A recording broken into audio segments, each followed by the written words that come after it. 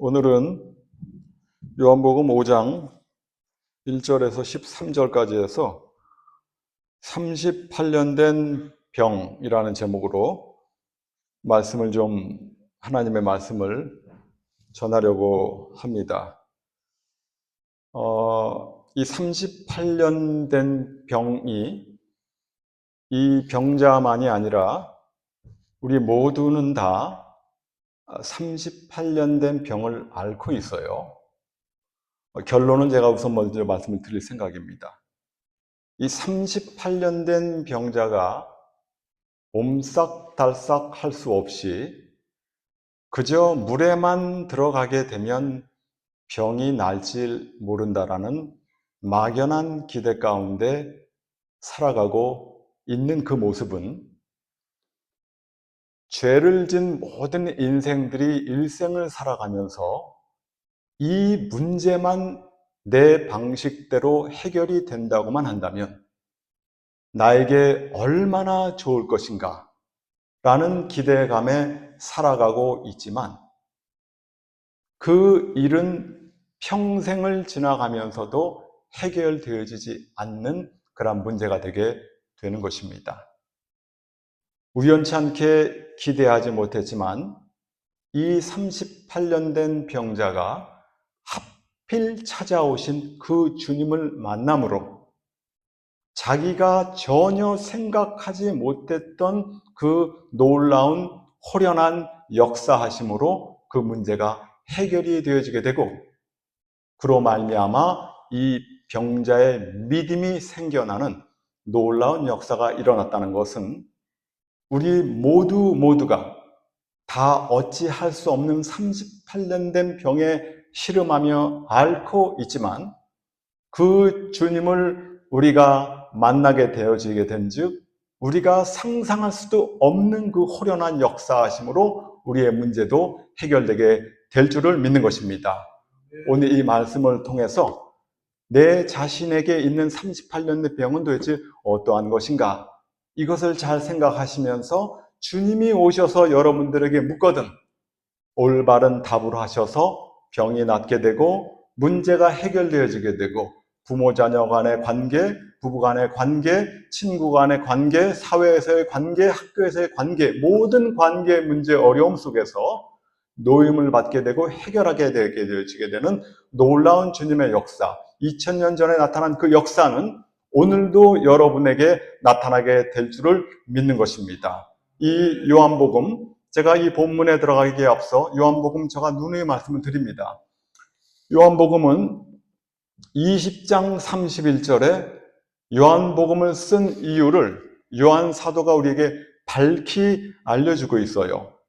이 요한복음을 기록하는 이유는 예수께서 하나님의 아들 그리스도이심을 믿게 하려 함이요 그 이름을 믿고 힘입어 영생을 얻게 하기 위해서 내가 이 요한복음을 기록하는 것이다. 아주 똑똑하게 분명하게 이 성경 기록의 목적을 우리에게 알려주고 있습니다. 그러므로 이 66권의 성경이 다 귀하지만 요한복음을 통해서 그 하나님께서 말씀하신 대로 우리에게 믿음이 올 수 있고 우리가 영생에 이를 수 있는 가장 귀한 책이 어떠한 책인가? 바로 요한복음이라 이 말입니다. 이 요한복음은 우리에게 믿음을 주는 책이에요.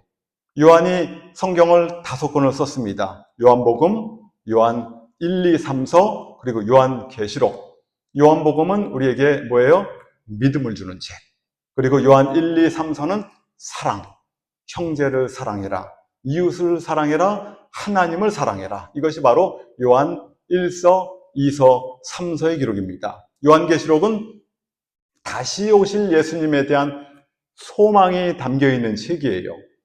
요한복음을 모르는 사람들은 요한계시록을 잘 모르는 사람은 요한계시록 굉장히 무시무시한 책이야 할 수 있지만 믿는 우리들에게는 예수님께서 오시게 될 때 어떠한 일이 일어나는 것인가를 소상히 알려줌으로써 신랑 되신 예수님을 맞이할 준비를 하기 바란다라는 소망을 주는 책이 뭐예요? 바로 요한계시록. 요한이 하나님의 은혜 가운데 5권의 책을 우리에게 선물로 남겨 주신 것입니다. 오늘 이 요한복음에 보게 되면 이 요한복음이 조금 전에 말씀드린 대로 우리에게 뭐예요? 믿음을 주는 책. 무슨 믿음? 예수께서 하나님이시다. 예수는 바로 그리스도다라는 것을 소상하게 알려주는 책이라 이 말이에요. 마태복음 16장 16절, 그 유명한 구절. 주는 그리스도요, 살아계신 하나님의 아들입니다. 라는 이 고백 말입니다. 이 고백을 하게 될 때 주님께서 너무나 기뻐서 춤을 추시는 고백. 그러고 말씀하십니다. 바요나 시몬아, 네가 복이 있도다. 이를 너에게 알게 하신 이는 내 아버지 하나님이야.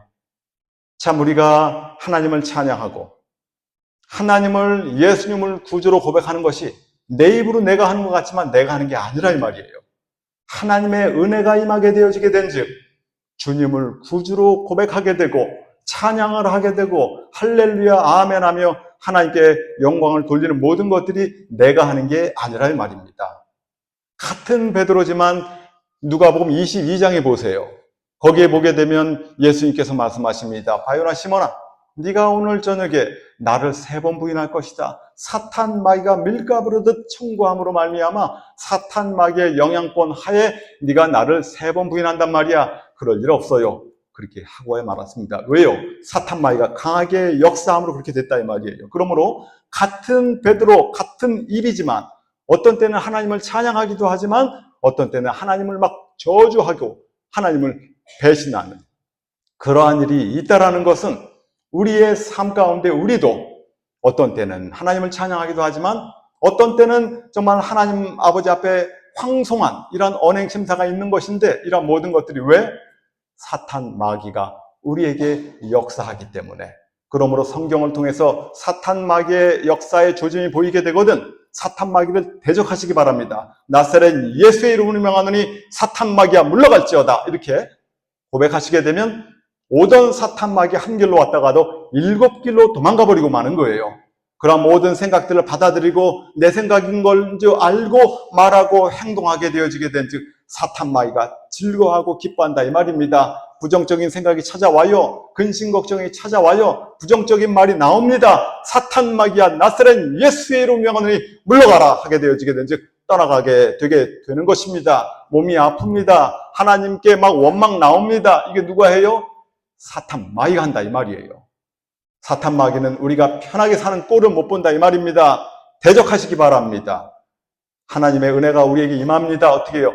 순종하시기 바랍니다. 주는 그리스도요, 살아계신 하나님의 아들입니다라는 고백이 내가 한 것이 아니라 하나님의 은혜가 나에게 오게 되어지게 된 즉 되어진다 이 말입니다. 이러한 것을 잘 아시기 바랍니다. 예전에 어떤 간증 들어보니 무당 전도하던 목사님이 계셔요. 그분이 어떤 무당을 찾아갔습니다. 한 달 후에 그 무당을 또 찾아갔어요. 그랬더니 무당이 벌컥 화를 내는 거예요.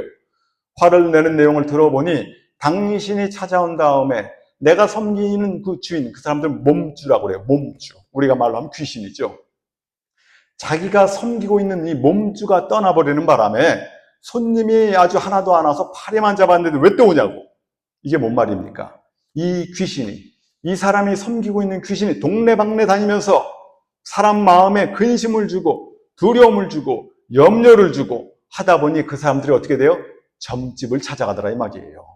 그러므로 점집을 찾아나가는 것도 내 발로 가는 것 같지만 누구 인도하는 거예요? 사탄, 마귀, 귀신이 인도하니까 어디로 가는 것이고, 교회를 나오는 것은 누가 인도하는 거예요? 성령, 하나님이 인도하니까 나온다 이 말입니다. 우리가 점집을 가는 건 누구 인도? 귀신의 인도. 바울이, 사울이 아무리 하나님께 부르짖어도 안 알려줘요. 우림, 둠님, 선지자, 환상, 계시 없다 이 말이에요. 그럼 어떻게 해야 돼요? 회개해야죠. 안 되니까 어떻게 합니까? 답답한 나머지 신접한 여인을 불러다가 물어보니 그 바람에 이 사울이 죽게 된 거예요. 살인죄, 간음죄도 큽니다만 그거보다 더 큰 죄가 뭐예요? 점집 찾아다니는데, 한국에 보니까 집사 권사님들도 여기 다니는 분들이 많이 있대요. 큰일 납니다. 답답하고 어렵고 힘들고 괴로우면 어떻게 합니까? 하나님께 기도하시면 돼요. 안 알려줘요? 회개하시기 바랍니다. 하나님께서 우리의 앞길을, 우리의 모든 것을 아시는 주님께서 인도하신다 이 말입니다. 마음에 홀이라도 뭐 점집 뭐 이상한 거 생각하시지 마시기 바랍니다. 이 요한복음을 통해서 하나님께서 우리에게 알려주는 바는 7가지의 표적과 7가지의 자기 선언문으로 이루어져 있어요. 예수님께서 나는 누구다라고 몇 번 얘기했어요? 7번. 여러분이 말씀을 들은 다음 복습 삼아 한번 해봅니다. 요한복음 6장 35절에 뭐래요? 나는 생명의 떡이다. 나는 영생의 떡이다.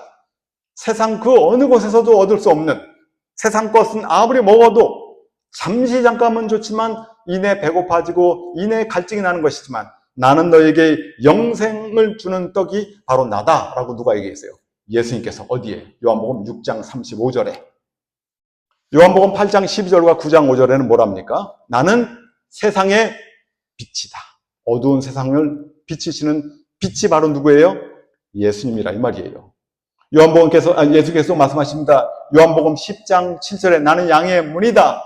나를 통해서만이 구원을 얻고 꼴을 얻고 생명을 얻는 양의 문이 바로 나다. 요한복음 10장 7절. 요한복음 10장 11절 내가 바로 선한 목자다. 요한복음 11장 어딥니까? 25절 나는 부활이요 생명이다. 요한복음 14장 6절 내가 곧 길이요 진리요 생명인데 나로 말미암지 않고는 아버지께로 올 자가 없다. 마지막 7번째 요한복음 15장 1절 나는 포도나무다. 나에게 붙어 있어야지만 너희들이 열매를 맺게 되게 되는 것이다. 나를 떠나서는 아무것도 할 수 없어. 나를 떠나게 되면 다 말라 비틀어져. 결국은 다 지옥불에 살라져 버린단 말이야. 나에게 붙어있기 바란다. 요한복음 15장 1절 그렇게 말씀하시는 거예요. 그리고 요한복음을 통해서 하나님께서 당신이 하나님이라는 것을 알려주시는 방식으로 7가지의 기적을 베푸셨어요. 요한복음 2장에 보게 되면 물로 포도주를 만드십니다. 요한복음 4장에 보게 되면 예수님께서 그 관원의 왕의 신하의 아들의 병을 고쳐줘요. 오늘 본문 요한복음 5장에는 38년 된 병자의 병을 고쳐줍니다. 요한복음 6장에는 말합니다. 예수님께서 오병이어의 사건을 통해서 많은 무리를 먹여주시고 나서 또 요한복음 6장에는 물 위를 걸으시는 기적이 나타나고 있는 것입니다. 요한복음 9장에는 어떻게 했어요? 나면서부터 소경된 자를 고쳐주셨어요. 그것이 6번째, 7번째는 요한복음 11장에 보게 되면 죽은 지 4일 된 나사로를 살려주신 기록이 요한복음에 있는 것인데 이러한 기록을 통해서 뭐예요? 바로 예수님께서 바로 하나님이다라는 것을 알려주는 거예요. 선지 사도들이야 능력 기적을 행하게 될 때도 하나님께 부탁을 해야 돼요. 자기네들이 할 수 있는 게 아니에요. 하지만 예수님은 하나님이시기 때문에 부탁할 필요가 없어요. 그냥 명하게 되면 바로 살아나오고 명하게 되면 뭐 물이 포도주로 바뀌고 모든 게 당신의 말로 된다 이 말이에요. 왜? 하나님이기 때문에. 요한복음은 바로 당신 자신이 하나님이다. 당신 자신이 바로 그리스도이다라는 것을 보여주는 것을 7가지 자기 선언문을 통해서 7가지의 기적을 통해서 오고 오는 시대에 알려주고 있는 것입니다. 예수님께서 아까 말씀하신 7가지의 나는 누구누구다 하나라는 그 말 하나하나가 하나님이 아니고서는 그런 말 할 수가 없어요. 정신병자 하나 때문에 뭐 할지 모르겠어요. 하지만 성경을 아무리 읽어봐도 예수님 정신병자 같지는 않고 그럼 뭐예요? 바로 하나님이라는 거죠. 예수님께서 바로 하나님이라는 것을 우리에게 보여주고 알려주고 있는 것이 바로 요한복음이 되게 되는 것입니다. 예수님이 공생에 몇 년 했어요? 3년 반. 어떻게 알아요? 요한복음을 통해서 아는 거예요. 요한복음 5장 1절에 보게 되면 유대인의 명절이 있답니다. 이때 예수님께서 예루살렘에 올라가셨는데 이 유대인의 명절을 학자들이 이거를 유월절로 보는 경우가 많이 있습니다. 이것을 유월절로 본다고 한다면 예수님께서 공생의 기간 동안에 4번의 유월절을 지내신 거예요. 요한복음 2장의 유월절이 한번 나옵니다. 요한복음 5장의 유월절이 한번 나오죠.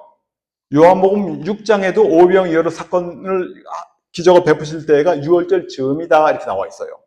그리고 요한복음 19장의 유월절 그때 붙들려서 돌아가시는 거예요. 그러므로 유월절 첫 번째에서 두 번째가 1년, 두 번째가 세 번째가 2년, 세 번째가 네 번째에서 3년.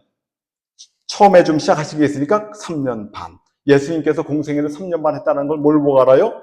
요한복음을 통해서. 딴 것을 보고 알 수 있는 방법이 없어요.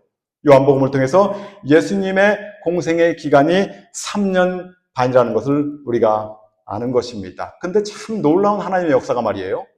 이 온 인류가 죄로 말미암아 다 지옥에 갈 수밖에 없는 존재인데 이 인생들을 불쌍히 여기셔서 하나님 오셔서 인생을 복귀하는 데 걸린 시간이 3년 반이 걸렸어요. 근데 언젠가 적그리스도가 이 세상에 출현할 날이 있을 것입니다. 근데 전 3년 반, 후 3년 반, 7년 환란 중에서 전 3년 반이 지나 후 3년 반 시작하기 전에 적그리스도가 나타나요. 근데 적그리스도가 후 3년 반을 활동하다가 붙들려서 지옥불에 들어가게 된다 이 말이에요. 예수님께서 3년 반이라는 공생애를 통해서 온 인류를 복귀하셨는데 사탄마귀도 예수님이 흉내내가지고 3년 반의 역사를 이 미국에 언젠가 예수님 재림 직전에 그러한 일을 하게 될 것입니다. 언제 3년 반이 시작되느냐 그러면 예루살렘을 앞으로 이제 제3성전을 짓게 될 날이 있겠죠. 요새 이란 때문에 굉장히 아무튼 세상이 아주 시끌벅걸한 것 같아요. 복잡한 것 같아요. 뭐 호르무즈를 갖다가 무슨 뭐 막내 연애 뭐 이것 때문에 연일 뭐 뉴스 듣도 못한 그 해안가에 대한 얘기가 안 나올 데가 없는 것 같아요. 근데 이 얘기를 제가 잠깐 드리고 요한복음 5장에 대해서 제가 말씀 좀 드리려고 합니다. 이 사실 이란하고 지금 이스라엘하고는 뭐 철철지 원수지간에 지금 뭐 싸우고 뭐 난리인데 원래 이 두 나라 관계가 그런 관계가 아니에요. 사실 이스라엘한테 이란이 원래 이름이 뭐냐면 페르시아예요. 페르시아가 이제 이란 현대 이름으로는 이란으로 부르는 것인데 이 페르시아라는 이 나라랑 이스라엘하고는 굉장히 친했어요. 우리가 예전에 보게 되면 고레스 왕 아시죠? 고레스 왕이 누구냐면 이스라엘 백성이 하나님의 말씀을 불순종해가지고 어떻게 됩니까? 3차에 걸쳐서 포로로 끌려가요. 1차 포로가 여호야김 3년에 포로로 끌려가는 그때가 주전 606년이거든요. 근데 그때 이제 포로로 끌려갔는데 예레미야가 예언을 했죠. 70년이 지난 다음에 그 포로 기간에서 노임을 받게 될 것이다. 그런 예언을 했어요, 예레미야가. 그리고 그 예언의 그 내용을 다니엘서 9장에 보게 되면 예레미야 서책을 통해서 깨달아 알았다 하면서 71의 묵시에 대한 얘기를 하거든요. 근데 그 바벨론으로 끌려갈 그때 주전 606년 이때 다니엘은 뭐 한 15, 20살 언저리의 소년으로서 이제 끌려간 거예요. 그러고 나서 70년이 지났거든요. 70년이 지나서 얼추 한 538년, 주전 538년 요 무렵에 고레스라는 사람이 페르시아의 왕이 됐어요. 그래서 이 사람이 칙령을 내려가지고 이스라엘 백성을 돌아가게 하고 성전을 짓도록 허락했어요. 누가? 페르시아 왕이. 누가? 이란 왕이 도와줘가지고 예루살렘 성을 졌단 말이에요. 그래서 예루살렘을 중건하는 그때 이제 뭐 여러 가지 반대가 있고 하는 관계로 한 20년 정도 걸쳐가지고 예루살렘 성을 이제 중건을 했단 말이에요. 그러고 나서 이제 좀 살만하니까 어떻게 됩니까? 에스더 아시죠? 에스더에 보게 되면 거기 누구 나와요? 아하수에로 왕 나오잖아요. 아하수에로 왕도 누구예요? 페르시아 왕이에요. 이란 왕이라 이거예요. 그러니까 이 에스더가 이 페르시아 왕의 왕비가 된 거죠. 수르바벨이 귀환한 다음에 20년 정도 있다가 성이 완공이 되고 한 10년, 20년 있다가 누굽니까? 에스더가 왕비가 된 거예요. 그러고 나서 이스라엘 백성은 다 죽을 뻔하다가 살아나기도 하고 그러고 나서 2차 귀환을 누가 합니까? 에스라가 했죠. 3차 귀환은 누가 합니까? 수르바벨이 했어요. 그때 왕이 누구예요? 아하수에 아닥사스다. 이 아닥사스다 왕 역시 누구예요? 페르시아 왕이에요. 이처럼 페르시아 왕이 도와줘가지고 막 성전을 지었단 말이에요. 근데 지금 이란하고 이스라엘 관계는 지금 막 죽지 못해서 그냥 난리가 났죠. 근데 이 성경의 역사와 앞으로의 역사를 살펴보게 될 때 언젠가 다시, 지금은 아니지만 이 미국이라든가 이스라엘이 하는 방향을 보게 될 때 언젠가는 이스라엘이 무장 해제도 되고 이란이 결국은 미국과 이스라엘의 호의적으로 돌아설 날이 오게 될 것입니다. 지금은 아닌 것 같지만 성경이 이루어지게 되려면 왜 그렇게 돼야 되냐면 예루살렘 성전 제3성전이 지어져야 되는데 이란이 이렇게 반대해가지고 지어질 수가 없어요. 이란이 언젠가는 호의적으로 도와주고 사우디아라비아도 도와주고 하게 될 때 결국은 제3성전을 짓게 됩니다. 그 성전을 때려 부수고 짓든 아니면 그 옆에 황금동 그 옆에 짓든 언젠가는 이스라엘이 자체적으로 자기네들의 제3성전을 짓게 되게 될 것입니다. 그러고 나서 적그리스도가 출현을 하고 그러고 나서 이 이란이 그것 도와는 줬지만 결국은 이란이 또 반대를 함으로 이란과 러시아와 중국과 온 중동이 한편이 되고 미국과 이스라엘과 이런 쪽이 또 한편이 돼가지고 싸우게 되는 그러므로 말미암아 이 온 세상이 다 불로 멸망이 되어지게 되고 주님 재림하신다. 이것이 성경이 우리에게 알려주고 있는 거예요.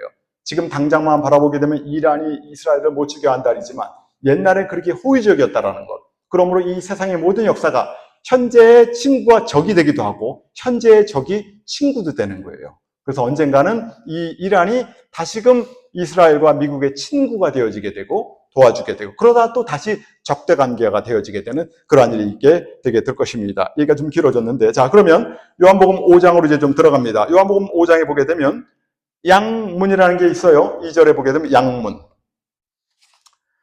양문에 이제 예수님께서 자 요한복음 5장에 보게 되면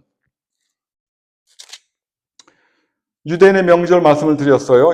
예루살렘의 양문 곁에 히브리 말로 베데스다라는 못이 있는데 거기에 행각 5이 있었어요. 예수님께서 이 양문을 통해서 예루살렘 성전 안으로 지금 들어가고 계시는 거예요. 사실 이 양문 말고도 문이 많이 있었어요. 근데 제가 이런 이 말씀을 많이 들어봐도 사람들이 문 얘기를 별로 안 해요. 이 문 얘기가 상당히 중요한 건데 이 문이 예루살렘 성전 주변에 10개가 있어요. 그 10개가 어디 나오냐면 그거 좀 아시면 좋을 것 같아요. 느헤미야 3장에 보게 되면 제가 좀 읽어드릴게요.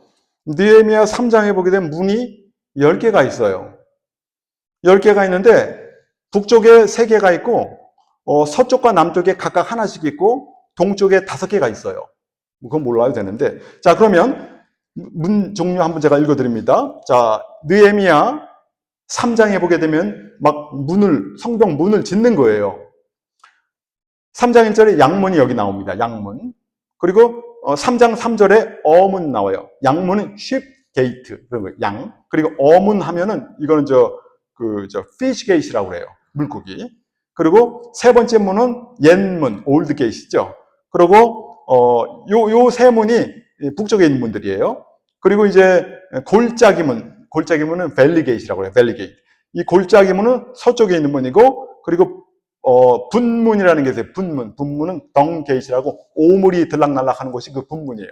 예루살렘에서 들어온 어떤 것들 갖다 이렇게 버리는 거 분문 남쪽에 있어요. 그리고 동쪽에 5가지 문이 있는데 3장 5절에 보게 되면 샘문, 파운튼 게이트라고 그래요. 파운튼 게이트, 샘문. 그리고 수문, 워러 게이트 26절에 나오죠. 이게 다 성경에 있는 거 얘기하는 거예요. 자, 그리고 느헤미야 3장 28절에 마문이라고 써요. 마문, 홀스 게이트, 말. 그리고 29절에 3장 29절에는 동문, 이스트 게이트.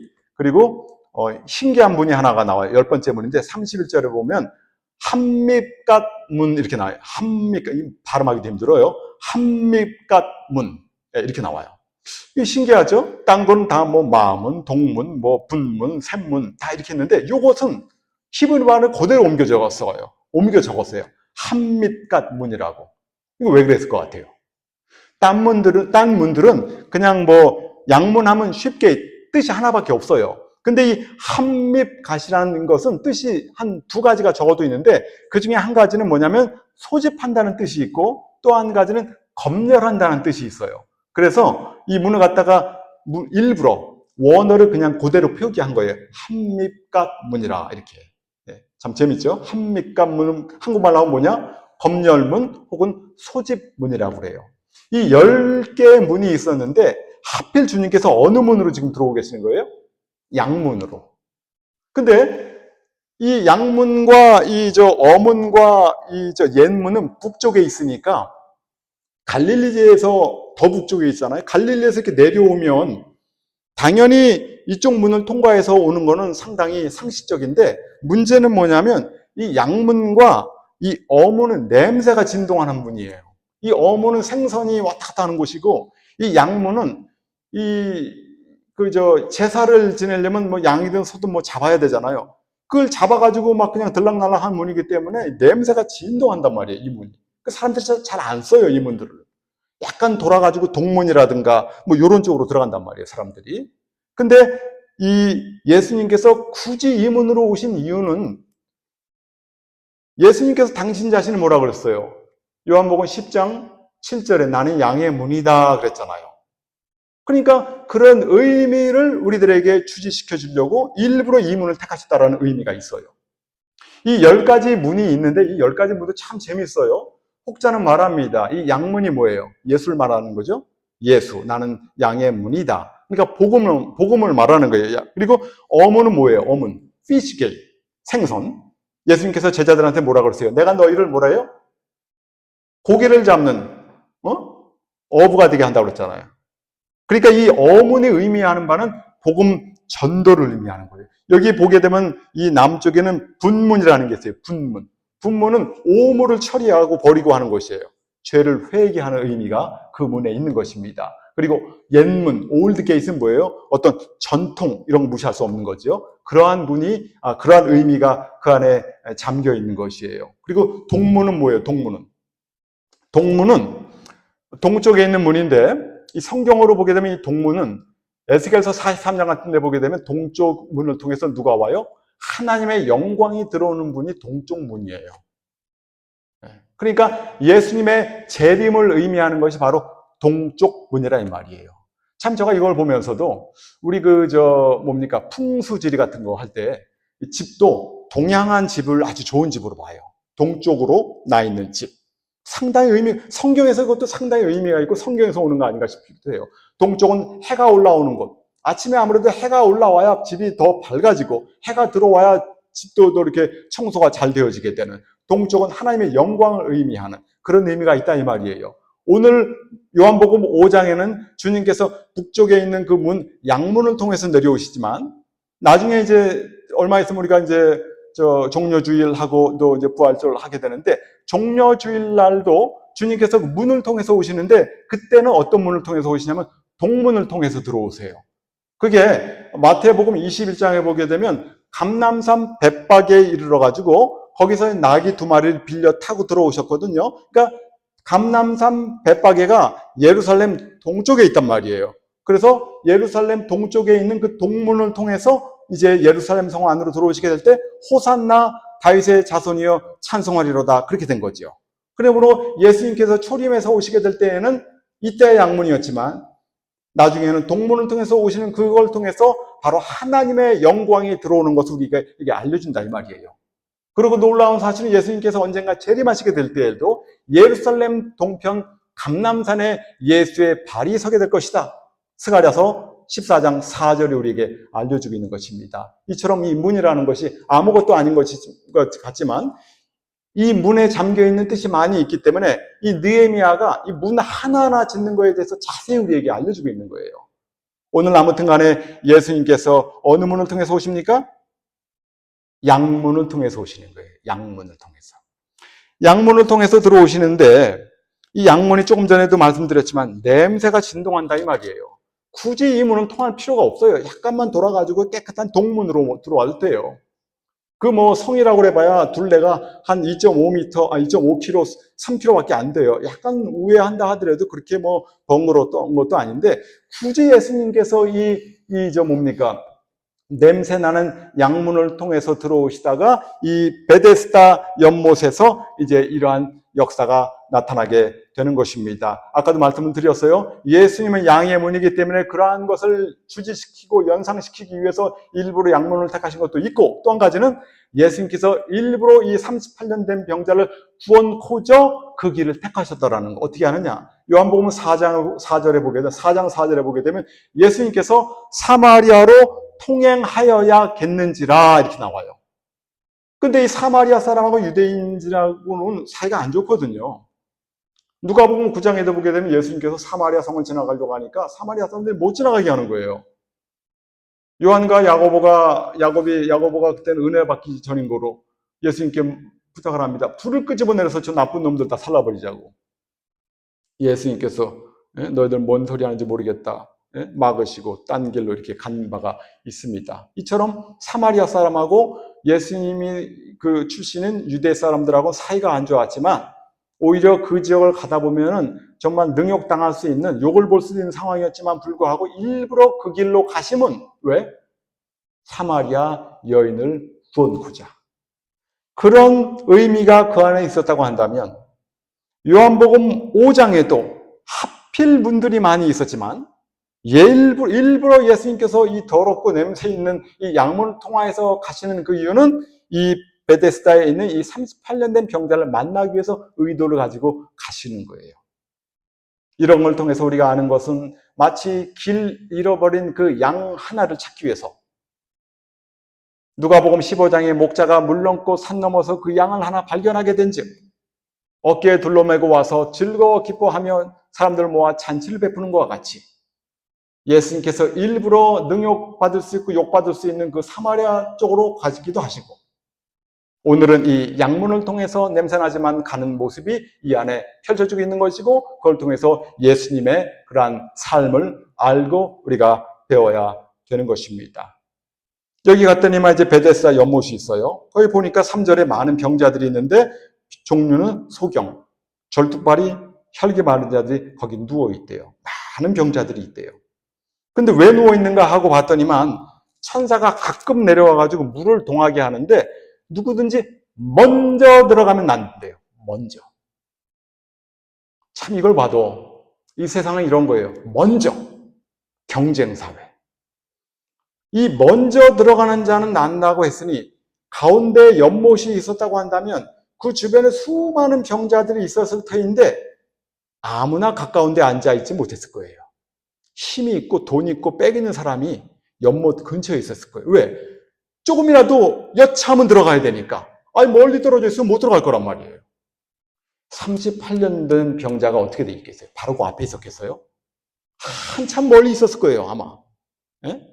38년 동안 병을 앓고 있으니 친구가 있겠어요?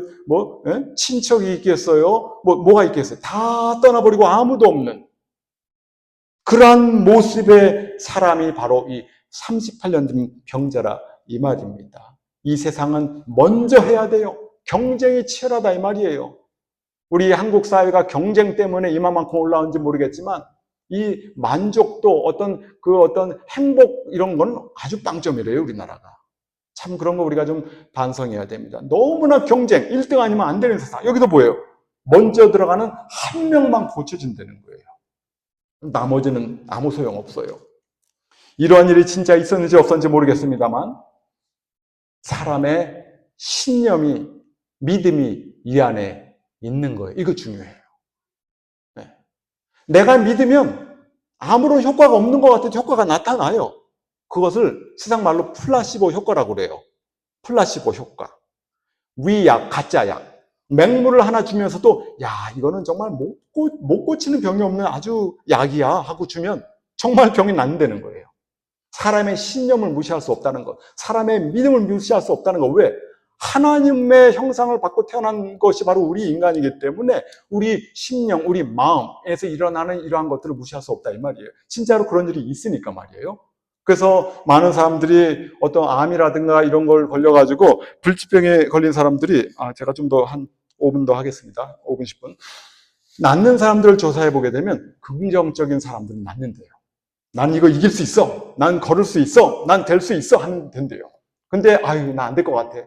아유 글렀어 이러면 내 몸 안에 있는 세포가 야 주인이 글렀댄다 안 된다 하고 알아서 다 죽을 준비 안 되는 거예요. 우리 세포 몸의 구조가. 그러니까 난 될 수 있어. 할 수 있어. 걸을 수 있어. 더 건강해질 거야. 이런 마음으로 갖고 살아가기 바랍니다. 그런 현상이 정말 이 안에 있었다는 거예요. 누군가가 고침을 받았던 것 같아요. 그래서 소문이 나가지고 수많은 사람이 여기에 몰려있는 거예요. 그때 예수님께서 이제 찾아오셨습니다. 근데 누구한테? 38년 된 병자한테 간 거예요. 근데 왜 38년이란 말이에요? 39년도 아니고 40년도 아니고 37년도 아니고 왜 하필 38년이라고 했을까? 성경에 38년이라는 단어가 꼭 한 번 더 나와 있는 데가 있어요. 신명기 2장 14절인데 한번 읽어드리겠습니다. 신명기 2장 14절에 보게 되면 여기 딱 한 군데 나와요. 가데스 바네아에서 떠나 세레시나를 건너기까지 38년 동안이라 이때는 그 시대의 모든 군인들이 여호와께서 그들에게 맹세하신 대로 진중에서 다 멸절되었나니. 이 38년이 뭐냐면요, 이스라엘 백성이 이제 애굽에서 나와서 가나안 땅을 향해서 가는데 2년 동안은 시내산에서 하나님의 말씀을 배우고, 그러고 나서 가나안 땅을 가는데 가지 못하는 기간이 38년, 가데스 바네아에서 뺑글뺑글 돌던 기간이 38년이에요. 그러므로 이 38년이 의미하는 바는 무엇이냐? 바로 하나님의 심판. 무슨 심판? 하나님께서 그랬거든요. 민수기 12장 24절을 보게 되면 너희 말이 귀에 들릴 대로 해주겠다. 그러므로 하나님의 말씀을 불순종하고 원망했기 때문에 하나님께서 너희들 못 들어가게 한다 하는 그 어떤 심판, 38년이라는 것은 심판을 의미하고 정화, 깨끗하게 하는 것을 의미하고 절망, 방황, 한계를 의미하는 거예요. 바로 율법을 의미하는 거예요. 아무리 내가 가나안 땅을 가고 싶은 마음 굴뚝 같은데 갈 수가 없는, 마치 이 38년 동안 이 병자가 저 연못가에 들어가고 싶은 마음 굴뚝 같은데 갈 수가 없는, 인생을 살아가면서 요 문제만 해결하면 될 것 같은데 해결되지 않는, 이것이 바로 뭐예요? 38년이라 이 말이에요. 이것을 성경을 통해서, 이 병자를 통해서 우리에게 알려주고 보여주고 있는 것입니다. 이 38년 된 병자에게 예수님께서 이제 오셨어요. 오셔서 예수님께서 물어봅니다. 네가 낫기를 원하느냐? 어디 나옵니까? 6절에 네가 낫고자 하느냐? 그때 병자가 대답하되 무리동할 때 나를 못에 넣어줄 사람이 없어 내가 가는 동안에 다른 사람이 먼저 내려가나이다. 이게 뭔 말이에요? 날 좀 도와주려면 내 옆에 앉아있다가 물이 동할 때 날 부축해서라도 빨리 갈 수 있게 달라고. 예수님이 나타나가지고 이런 얘기를 하는데 예수님한테 그런 도움을 요청하는 거예요. 근데 그 이유가 보면 예수가 누군지 모르기 때문이래요. 근데 이 얘기를 듣고 예수님께서 이 믿음도 없는, 내가 너 누군지도 모르게 뭐야 이게 아니라 책망도 안 하고 그냥 바로 고쳐줬어요. 신기하죠? 아주 신기한 일이에요. 예수님께서 이렇게 병을 고쳐준 적은 거의 없어요. 내 믿음대로 될지어다 하면서 막 고쳐주시지, 믿음이 없으면 안 고쳐줘요. 근데 이 경우는 믿음이 있고 없고 상관없이 그냥 고쳐버렸어요. 요한복음 9장에도 그런 사건이 있어요. 나면서부터 소경된 자. 이게 뭔 말이냐면 예수님을 모르게 될 때 예수님께서 일방적으로 은혜를 베푸셔서 구원을 준다 이 말이에요. 사실 우리가 예수님을 나면서부터 아는 사람 어디 있어요? 다 모르죠. 하지만 하나님의 은혜 가운데 믿게 되고 하나님의 은혜 가운데 우리가 병도 낫고 하나님의 은혜 가운데 믿음이 더 커진다 이 말이에요. 만약에 이 병자가 물에 들어가서 병이 낫다 그러면 어떻게 되겠어요? 믿음이 생겨요, 안 생겨요? 안 생기죠. 예수로 말미암지 않은 다른 방법으로 구원을 얻으면 믿음이 안 생겨요. 부자가 돼도 예수님으로 말미암아 부자가 돼야 돼요. 병이 나도 예수님으로 말미암아 병이 나야 돼요. 문제가 해결돼도 예수님으로 말미암아 문제가 해결이 돼야 돼요. 그래야지만 믿음이 생겨요. 이 병자가 언감생신 예수님이 나타나서 병을 고쳐주시는 바람에 어떻게 됐어요? 믿음이 생겨지게 된 것입니다. 우리의 믿음을 포기한 게 아니에요. 주님의 일방적인 방법으로 우리를 구원해 주셨다 이 말입니다. 제가 시간이 갔기 때문에 결론적으로 말씀을 드리겠습니다. 우리는 다 38년 된 병을 앓고 있습니다. 이 38년 된 병자는 예수님을 만날 기대를 하지도 않았고 나타나신 예수님이 누군지도 몰랐어요. 그럼에도 불구하고 주님께서 그 사람을 구원해 주셨습니다. 이 사람 말고도 많은 병자들이 있었어요. 근데 왜 하필 이 사람만? 모르죠. 하나님 마음이죠. 이 세상에 수많은 인생들이 있어요. 왜 여러분들만 여기에 나와서 하나님의 은혜를 체험하십니까? 모르겠어요. 하나님의 은혜가 여러분들에게 있는 것입니다. 이 병자처럼. 나는 기대하지 않았어요. 나는 몰라요. 하지만 하나님의 은혜가 여러분들에게 있는 것입니다. 이 교회는 하나님께서 붙드시는 교회예요. 지난 3년 동안 다 보셨잖아요. 제가 이런 거 계획한 거 하나도 없어요. 하나님께서 하셨어요. 근데 왜 이 사람은 믿음도 없는데도 불구하고 고쳐주시느냐? 그것도 모르겠어요. 예수님의 은혜가 그 안에 있는 것입니다. 우리가 예수님을 찾아 나선 게 아니에요. 예수님께서 우리를 찾아오신 것입니다. 그걸 아시기 바랍니다. 여러분이 지금 이 순간에도 남모를 38년 된 병이 마음에 있을 것입니다. 모든 인생은 있어요. 그 문제를 우리가 알게 될 때 나만 아는 것이 아니라 주님이 38년 된 오랜 병을 네가 앓고 있구나라는 것을 주님께서 아시고 찾아오십니다. 찾아오셔서 여러분에게 질문할 것입니다. 네가 낫고자 하느냐? 그때 아멘 하시고 주님으로 말미암아 여러분의 모든 문제가 해결되게 되고, 그러므로 말미암아 믿음이 얻어지게 되고, 그러므로 말미암아 주변의 모든 사람들이 그 주님을 만나러 오게 되는 놀라운 역사가 여러분과 저에게 있게 되기를 간절히 바라는 것입니다. 기도하고 마치겠습니다. 하나님의 은혜 안에 38년 된 병자가 바로 접니다. 38년 된 병자가 바로 우리입니다. 그런데도 불구하고 주님을 잘 몰라봅니다. 주님을 오래 섬겼다고 하지만 그저 내 방식, 내 어떤 뜻대로 문제를 하려고 하고 있는 이러한 수준에 머물러 있습니다. 용서하여 주시옵소서. 주님의 놀라운 역사가 우리에게 나타남으로 말미암아 38년 된 병이 다 물러갈 수 있도록 도와주시옵소서. 함께 하시고 도와주시고 인도하여 주시옵소서. 이 모든 말씀 예수님의 이름으로 기도하옵나이다. 아멘.